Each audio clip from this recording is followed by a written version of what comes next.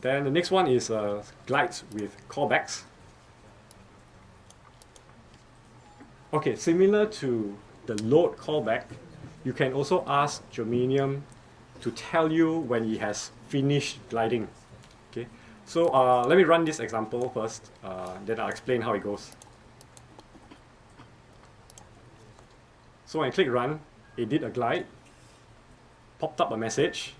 Okay, when I clear the message, it performs another glide, and at the end, yeah, it pops up another message.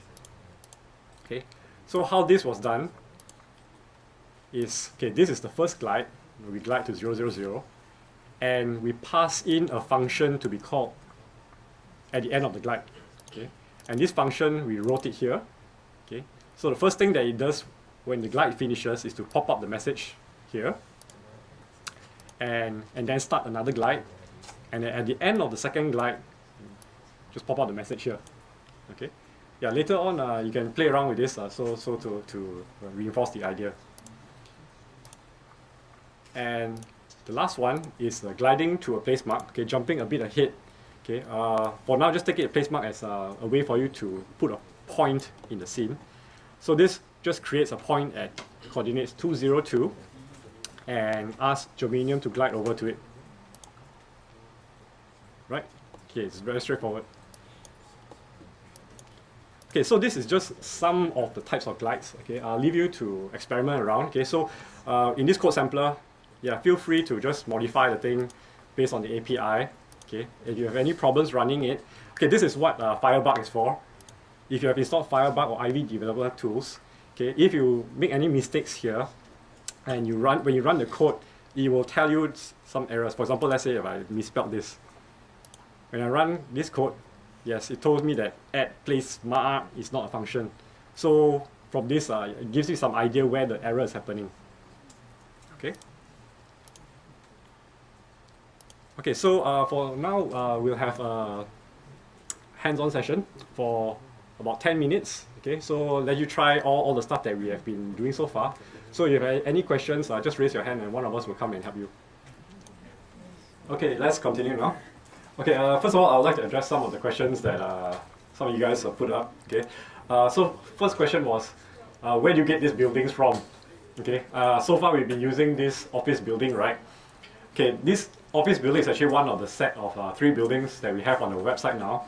That for the office building and the shopping mall, you know, you can use it for free. You can do all your learning here. You know, like, you want to experiment with features and stuff without having your own building model yet. You can use them. For Code XtremeApps, we're also providing the School of Computing, or rather the School of Computing. They have kindly passed us a copy of their model, so you can use it for this competition. There's also a model of Republic Polytechnic. I believe it is the admin block, so it actually doesn't include this room. Okay, but the model will also be up on the website, so you can use this for learning or even for the competition if it fits your needs. Okay, I'll also be mentioning what to do if you want to have your own building model. Okay, towards the end. Okay, so to get back to flow.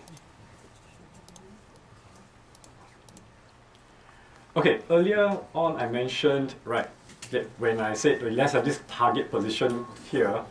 Okay, so the obvious question was, you know, how did I get those coordinates? You know, how did I get the coordinates of this point? Okay, so the flow is, you know, if I'm looking at a 3D scene, right, and I see this is the point that I want to use, either to set the target position or to create a place mark there later, it should be very obvious, right? Because this is the point there, you know, I can see it, you know, I should be able to just click it and get that 3D coordinates of that point, right? Okay, so it turns out that that is actually the answer. Okay, Germanium does tell you when the user has clicked the scene and where. Okay, and once you have that click information, you can then ask Germanium to convert that click information into the 3D position. Okay, so let's take it part by part. So there's an event and there's a computation function. So first thing, what is an event? Okay, so events are actually very similar to callbacks. in that both of them tell you when something has happened.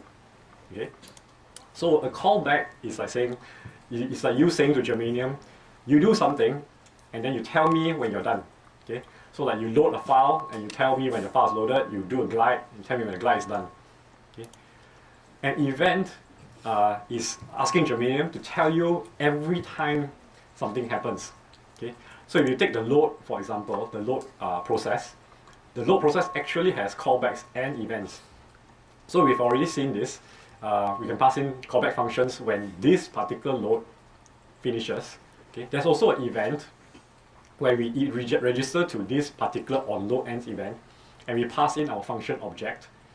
This function will be called every time a load ends. Or the similar one for glide, so they will call every time any glide ends.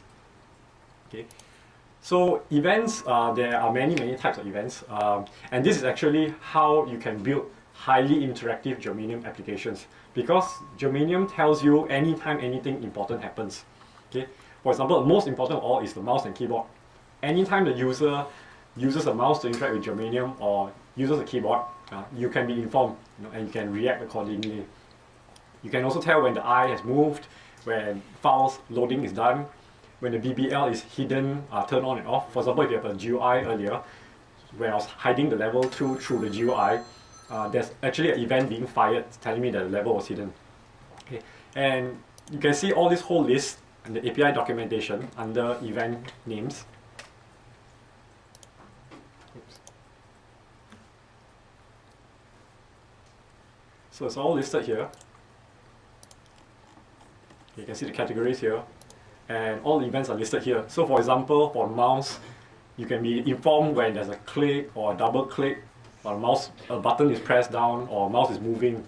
Yeah. So all of this you can be told when it happens.